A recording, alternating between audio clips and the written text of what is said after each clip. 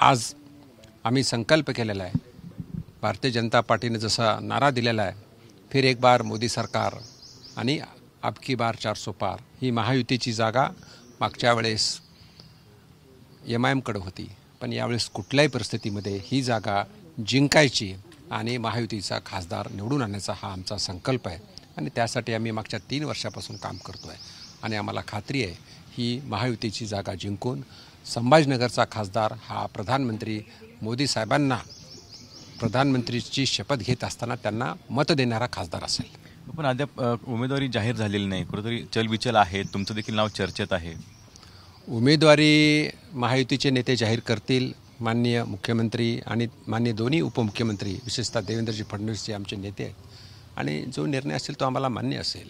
पण त्याहीपेक्षा आम्हाला महत्त्वाचं जर काही असेल तरी महायुतीची जागा जिंकणं, उमेदवार कोणीही असेल, पण एक स्वतः उमेदवार आम्ही सर्व कार्यकर्ते म्हणून काम करणार आहोत आणि ही जागा आम्ही जिंकणार आहोत. राज्यात काय परिस्थिती असेल? राज्यात मी 3 लोकसभेचा प्रभारी, हिंगोली, परभणी आणि नांदेड या तिन्ही ठिकाणी मी जाऊन आलो आणि तिन्ही जागा पूर्णपणे महायुती जिंकेल याची मला पूर्णपणे खात्री आहे.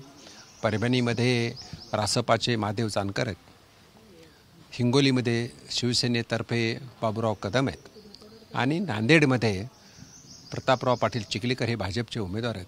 तिन्ही ठिकाणी फिरलो, तिन्ही जागा जिंकतील आणि जसं युतीच्या नेत्यांनी नारा दिला 45+ म्हणून 45 जागा आम्ही नक्कीच जिंकणार असा मला विश्वास.